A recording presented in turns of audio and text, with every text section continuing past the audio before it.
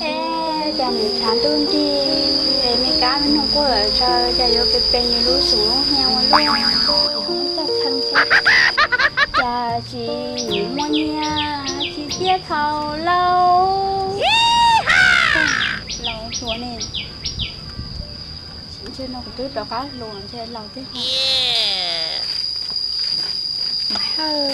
chơi ư taoไปchầu sao không chầu ư sao nào chịu chả lo ư thế sợ lấy rồi Tao còn tôi trong này ư hiểu cả có tư na là thế cả thế sẽ không chầu.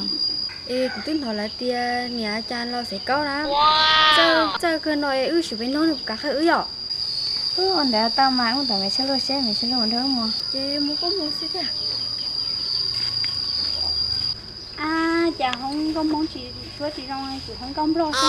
Oh no. Không nhà bé bò nhà cả hai cô con hao mày sao lu có ở chi con nào bác còn tu ya mà hao nè tu lo nè tu ở trên nào lo rõ khi đâu mày sao lu cha có phải nó liên hệ đá nào tu ở trên đó này mà hơi theo bác còn tu tự do lập bán của lối xuống đúng nhau của chị không câu xe số bộ trong này vô trong nó chơi của em mua là lúc nào đang chào thôi lu có thể để bằng lối xuống nhà ya chưa bác còn tôi xem mà hờ cha này vô tuổi luôn này mà thế chỉ cho món to xíu lúc thế có khô lối xuống lúc nhà chẳng chỉ bao hết lối xuống nó chơi vô lối xíu lúc nhà chơi vô lối trường mỏ tao nói đua đi người ta hay lồng lô nè, giờ nếu chỉ bỏ chi nó chè, nếu nó cũng mặc khe, nếu mò cũng có lồng lô tan thô hả? ôi anh ta nói của chị mua chị của sáng khơi của chị lúc chị hay chào Ôi mày hờ, giống gì sao? Cái mua hay sao? Lúc chị chè hoa nói ha nó mà. wow giờ đang chơi của ông thì giờ chú này lo khơi của chị Mày hờ, nè sao thằng để phản đầu cu ya? bây giờ với cả sao chúa chị bao là chú lu có một đứa bài nè Một cái tên à? là chú mua tới nhà cha là sẽ có số vàng Cho nên đó chè cũng nó nếp bài theo là nhau ta món nè. Bác.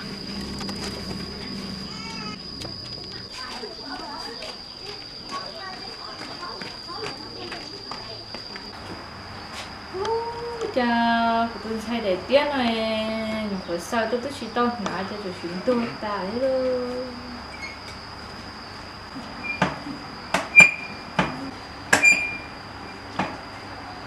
ôi trời chưa bố chúa này cho chị của lo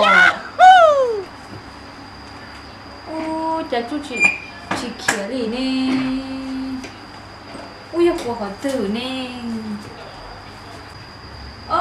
여기 길러에 뜻이 떴어 리나 에 너무 거따로 세 저 싶고 것도 왜 조지 길리네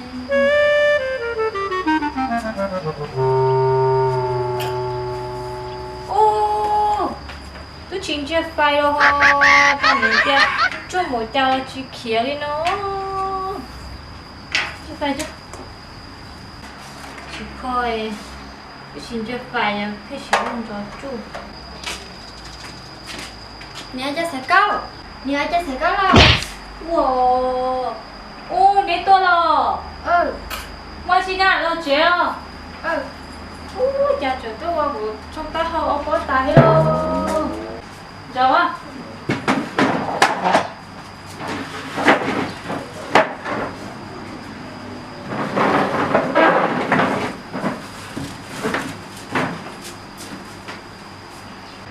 còn đủ để đi ở bên lúc nó tuổi hoa chiều nhà cha sẽ có nó đi có một cái sao hay là là chặn luôn á bé tôi có một cái hay bé sao hả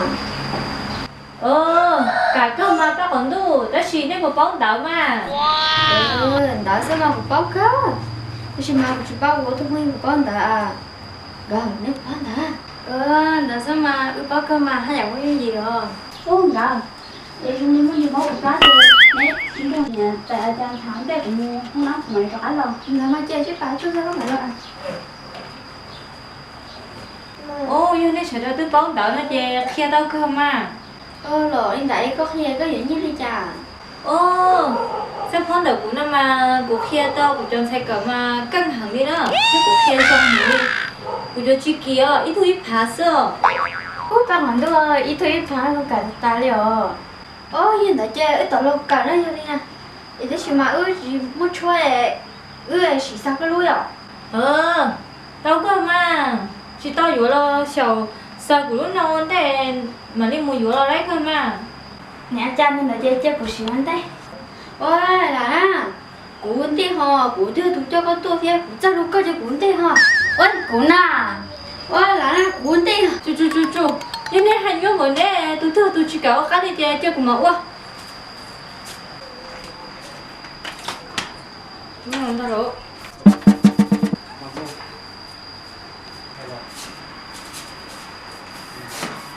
Ô nhìn lại chẳng để nhìn thấy lá chịu cái lỗ kia con người này không xéo đã luôn sợ quá. Rồi, nếu tôi hợp tôi chỉ dòng có cái đó chơi cũng muốn đâu. Về, rồi thì ra lên tư vấn đề đó. Oli mà nhà chăn nó mà có tao cái cái gì cũng chơi co sợ. Rồi cái cảnh đó mất thật trẻ. Gọi đó. Muốn tụi nó ký hay thì tụi nhân chơi nó thình ra lên tư sao vấn đề đó. Wow. I, O, B. Ô, nha bác còn đu là mày hậu. Chứ bác còn đu là sao thế nào? Bác còn đu, rồi, ok có sao thế. Mày hậu có đồ nó có to. Rồi là chơi cuốn tay mà tao là khó. bác còn đu nè. Nó lúc đợi nó chơi cho lúc này có cấu lên số nó cho một phát nó. Chơi lúc nó chơi cho lúc bơ phải á. Có một niềm cho tuổi với khi tụi nó chơi cho bơ phải á.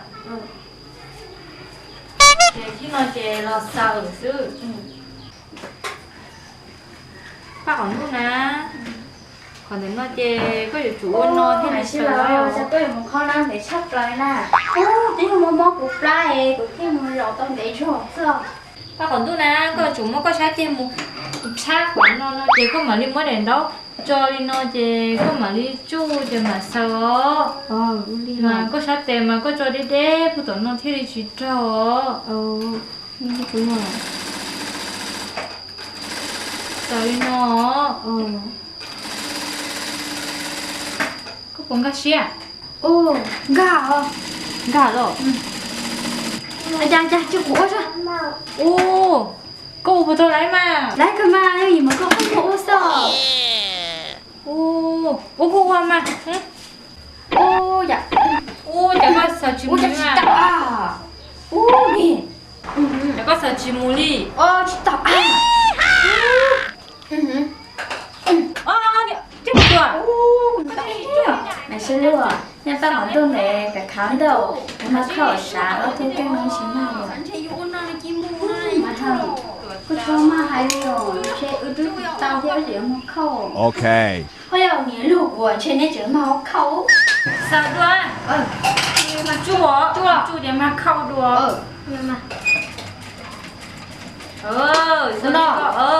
sao đi có sư rồi mà. ô nó rồi Chị sao đi có sư. ô ơi nó yo nó mà ô nó cũng kinh à thì nó cũng bao à Không, về tàu bay. Cái còn mày hơn rồi. rồi mà Mày hơn. Đấy, có thiết. Mày hơn á. Có chủ ấy, chú họ có tơ họ có mà thư đi kiểu. rồi Chứ có sát tệ của đến đó nó. Chú nó. Chú bên gì đi tơ. nó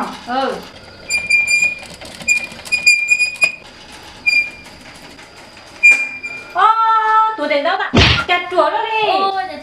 còn gì chả thuộc của đi mà khâu chả cái sao lúc của lý chỉ mà còn có liên quan ta là cái liên quan đến trái của liên quan đầu cao không Sao? Thế nào mà chú hết tụi đến đó á? Khó. Ra đi ha. tôi là sáng Chú thì chú nó có.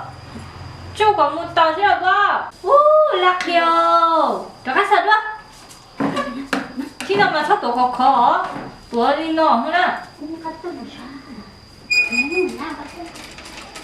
Oli có sao? Sao đi có hết tiền lái rồi? nào đi con không tàu không tàu bay tôi chết rồi mày sao lu lo là có thiệt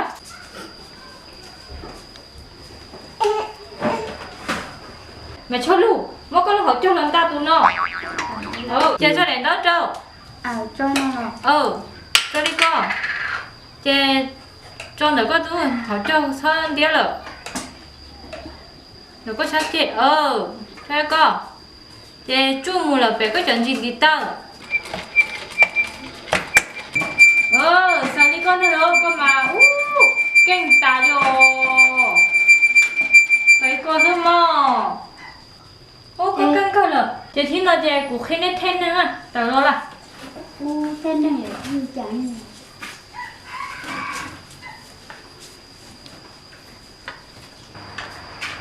lo là mày không đâu của chúa con hay tin nó bảo lợ gỡ sợ lo tao nó đi sai không sai luôn ngộ nhưng mà chúa cái gì nó ôi người trả nên ôi trời đi mà ôi trời đến chúa cái gì nó mà khó nó mà là hụt tiền lái nó lái rồi mà chúa cái khó nó chúa cái gì nó cái khó nó chơi tao cái cho ít bùa theo cỏ chơi khó nó cái khó nó chơi là bùa tiền khèn nữa nhưng đó rồi đi sao đó chỗ lên đi nó khèn nó trên để lót chỗ ấy thì thế này hả chú ấy chỗ nó chỉ hạt treo lên đó mà đây đây hả chú ấy thì tôi tính đi bón đậu nè đã mà bám mà đã dạy chúng bé hòn đã sớm mò chỉ muốn đã nhiên đã chén đã hiếu sớm mò ấy có mà nói gì thế nào ấy nên tính đi bón đậu nên đi bón chọn đậu nên sư chị của mà của hai tiền đậu đó mà nữa bón thì chọn đậu ấy nó mất sự tu không bị hao sầu nó sâu mà khi chọn đậu dạ cháu bé món chị chỉ chọn đợi nó sớm mò rồi thở nè đến khi bảo chọn tự nhiên tự chuyện đời sống thế chị ít cờ chị tao sao hết giờ đi không muốn trẻ đi nè muốn cần đợi ta mà tua cái đó mà phải chứ muốn cần đợi ta mà tua cầu sao chúa đó tao muốn tao thằng đấy để chị bố cả